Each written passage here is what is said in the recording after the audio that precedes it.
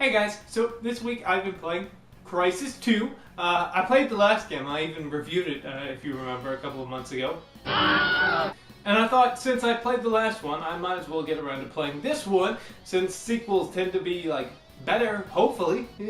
So, is this game better? Is it good? Does it take everything that Crysis did and do better, or does it take everything Crysis did and strip away all the fun? Well, here's my opinion of Crysis 2. Crysis 2 kicks off 3 years after the events of the last game.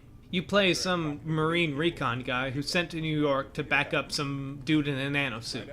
You really have no idea why you're being sent here, but before you even have a chance to question it, you get ambushed and all your buddies get slaughtered. You only just barely survive this attack, and you wake up inside a nanosuit yourself with no idea really what's going on and only a vague sort of get to this doctor guy mission.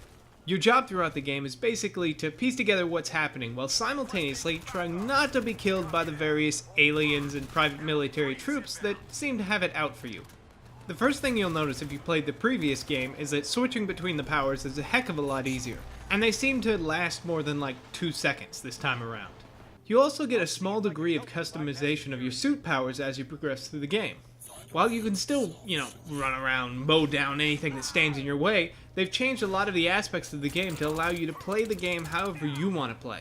You can run around and shoot things and punch dudes and kick cars, you can sneak around and stealthily kill and take out all your enemies, or you can sit way back and snipe or just jump into the fray with a big heavy machine gun and just plow through everyone. Can you imagine what it would be like to have a nanosuit and be able to use it in your real life? Think of all the things you could do. Maximum sleep. Maximum cinnamon toast crunch. Maximum yoga.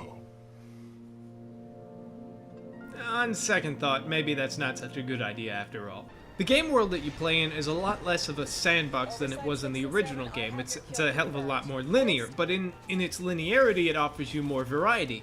Obviously this game centers around shooting people, so there's only so much diversity you can go through, but in that, you get through all these moments where they say, okay, here's the fight you're about to get in. Do you want to do this? Do you want to do this? Hey, you could do this. That barrel's there. That guy might, it gives you the chance to really decide what you want to do and decide your plan of attack before you jump right in. And this type of gameplay translates into the multiplayer really well. As you progress through the ranks of Crysis 2's multiplayer mode, you unlock new kinds of customizations for your character. The game even watches and sees how you use your suit powers and gives you bonuses based on what you favor in-game. The multiplayer comes with all those modes that you would expect in a shooter. It's got the deathmatch, it's got capture the flag, which is all great, but I kind of miss the open battlefield vehicle-based gameplay from the last game. It's really strange because they've taken away a lot from what the previous game had, like open world and stuff, but they've added in sort of more linear paths, but in doing so has made it a little more varied. It gives you more opportunities to sort of be the kind of, hero that you want to be, I guess, is kind of, I don't know if that's the catchphrase, maybe it is. If not, I'm coining it right now. Be the hero that you want to be.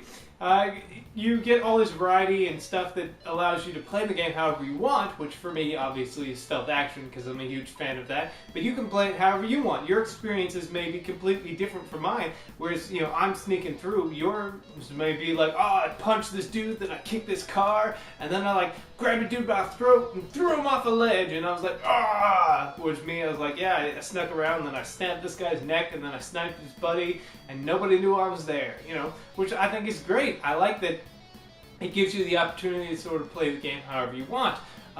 Overall, I think that this is definitely, if you're a huge shooter fan, if you have a PC that you want to be like, oh, let's test some graphics, is obviously a good choice. But even if you play it on the console, it still looks beautiful, it plays great, so I think it's actually a really big contender for one of the better shooters this year.